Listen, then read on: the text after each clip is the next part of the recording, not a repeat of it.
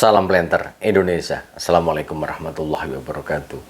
Di siang hari sebelum rehat siang, izinkan The Brondol menjawab pertanyaan dari sahabat The Brondol. Ini adalah seorang mahasiswa yang menghubungkan antara kebutuhan air tanaman dengan isi lingkungan, bahwa kelapa sawit adalah akan merusak air tanah, Pak Fendi.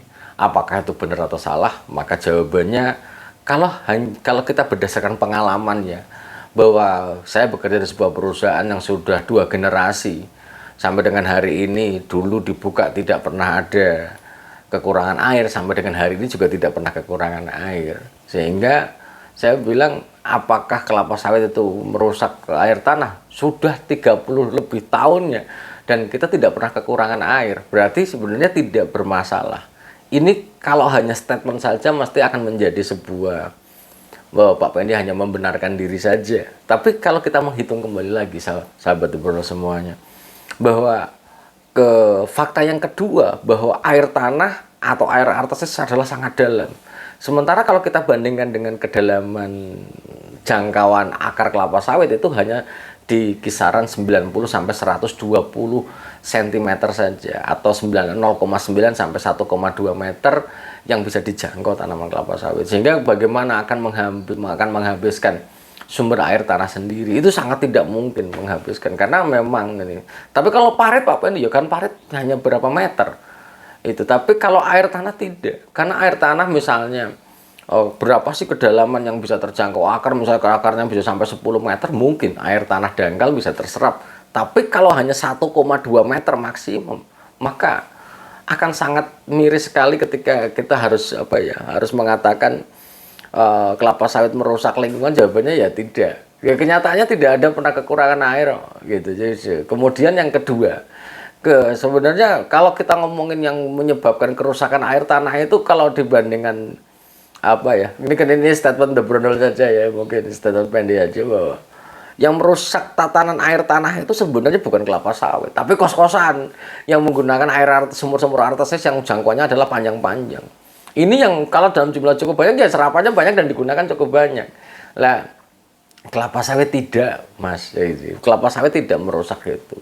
Yang pertama itu seberapa pendukungnya adalah memang satu, tidak jangkauan akarnya juga pendek. Kemudian yang kedua, kenyataan di lapangan juga tidak pernah, tidak ada pondok yang dulunya ada airnya sekarang nggak ada airnya, juga tidak seperti itu. Masih sampai dengan hari ini sudah 30-an tahun lebih dan semuanya baik-baik saja. Ini membuktikan bahwa kebutuhan air tanaman kelapa sawit tidak sampai menjalar ke air sumur artesisnya, itu tidak sampai.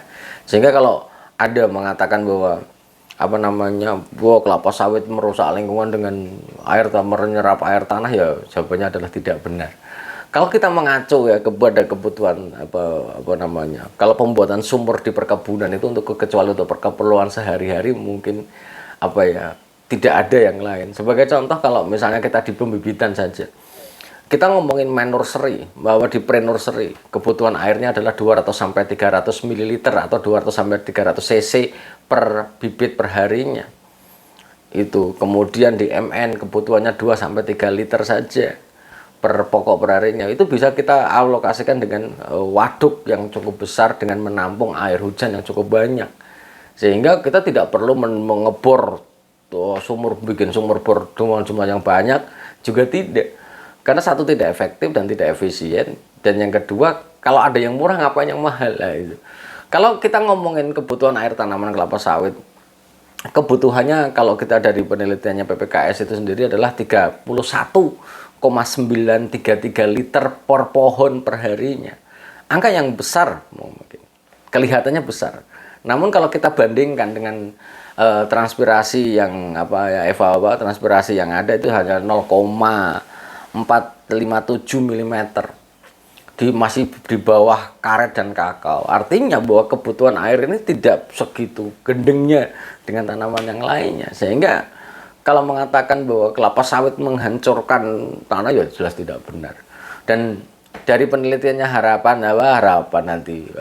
Bapak Harahap dan Darmo Sarkoro dari 1999, bahwa kebutuhan tanaman kelapa sawit itu setara 700 sampai 1700 mm per tahunnya. Artinya bahwa angkanya ya masih relatif sedikit karena memang syarat tumbuh dari tanaman kelapa sawit yang minimal di 2.500 mm per tahunnya, mm curah hujan per tahunnya. Sehingga kalau kita ngomongin balik lagi ke sana, maka ya angkanya tidak signifikan sampai menghancurkan misalnya kayak dibandingkan kebutuhan palem botol yang ada di tengah kota, ya kelapa sawit tidak sebesar itu sebenarnya. Sehingga kalau isu lingkungan ini harus menggunakan perhitungan yang tepat itu sebenarnya. Sehingga kalau namanya tapi kan pembangunan perkebunan kelapa sawit paritnya menjadi kering, ya namanya kita atuskan tetap kering. Dan konsep dasar di dalam perkebunan kelapa sawit bukan menghabiskan stok air di dalam itu, tidak, tapi bagaimana memanajemen stok air yang ada di dalam misalnya gambut yang dulunya tidak terkelola karena dengan faktor pembatas air yang bahan organik yang tidak terdekomposisi karena tertutup air semuanya. Sehingga bagaimana cara untuk bisa dibudidayakan, ya kita keluarkan airnya, kita bikin parit-paritnya. Tapi ingat bahwa di dalam konsep manajemen atau pengelolaan air di gambut bukan mengeluarkan secara keseluruhan sehingga kering kerontang, itu bukan.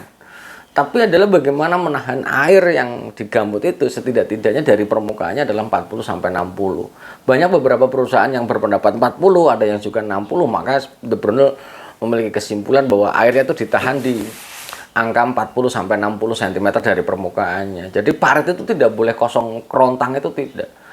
Bahwa di dalam pengelolaan air sendiri di gambut dengan ditahan airnya dengan tujuan dasar adalah yang pertama, kalau parit itu di gambut itu adalah kering kerontang, kemungkinan akan terjadi subsiden atau penurunan muka gambut juga akan menjadi lebih cepat. Kalau penurunan muka gambut lebih cepat, yang terjadi apa? Maka tanaman akan relatif lebih mudah tumbang doyong karena permukaannya akan menurun. Seolah-olah kelapa sawit itu terbang naik, sebenarnya tidak, tapi gambutnya yang relatif turun, sehingga harus ditahan sedemikian rupa. Sehingga kemudian yang kedua, ketika ditahan itu sebagai apa? Sebagai sumber air gambut itu sendiri. Pada kondisi yang kemarau parah, maka pengeringan gambut akan relatif lebih cepat dibandingkan pengeringan air di daerah mineral. Sehingga harus ditahan airnya sebagai suplai air. Dan untuk mengantisipasi hal yang sangat mungkin terjadi di gambut adalah kebakaran lahan itu sendiri. Sehingga sahabat The Brondol ini seorang mahasiswa yang ini kita bukan berarti bahwa di dalam dunia usaha perkebunan kelapa sawit kemudian menghancurkan air, itu ya tidak. Sekali lagi tidak. Ada keseiringan atau keseimbangan antara budidaya kelapa sawit dengan keseimbangan alam itu ada. Sebagai contoh, kalau misalnya bagaimana berbudidaya kelapa sawit itu adalah tetap mengurangi erosi. Pada lahan yang miring, kita tutup aliran permukaannya supaya tidak membawa partikel tanah dan membawa partikel pupuk di saat hujan deras dengan aliran permukaannya. Tidak, kita tahan kok.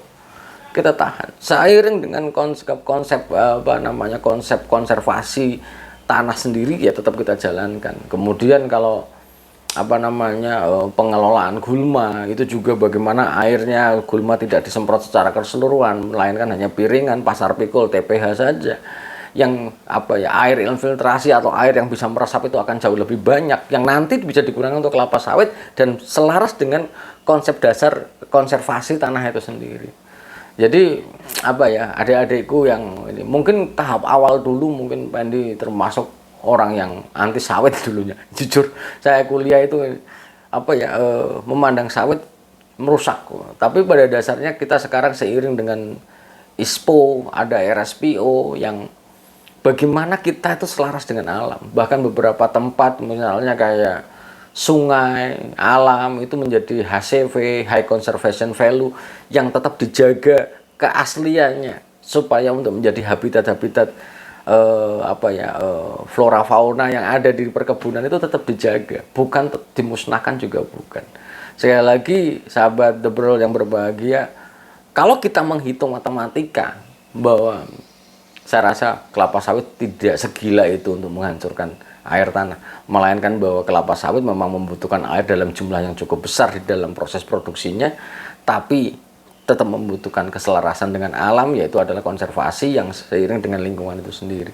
Sehingga tidak ada hubungannya menghancurkan air tanah yang dalam itu dengan kelapa sawit, itu saya rasa tidak. Karena balik lagi, kita berbudidaya juga berselaras dengan konservasi yang memperbesar aliran memperbesar infiltrasi air hujan ke dalam tanah dengan gulma yang terjaga. Dan ingat bahwa tanaman kelapa sawit juga akan mengembalikan bahan organik, mengembalikan bahan organik yang tidak dari proses produksinya. Sebagai contoh, pelepahnya juga kita letakkan di lapangan.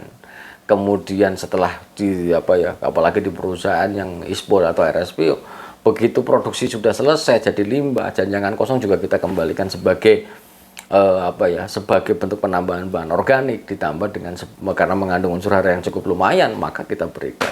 Sekali lagi jawabannya adalah tidak benar, Mas. Itu kesimpulannya untuk Brondol. Semoga bermanfaat bagi saya, Anda, dan semuanya, dan salam planter Indonesia. Assalamualaikum warahmatullahi wabarakatuh.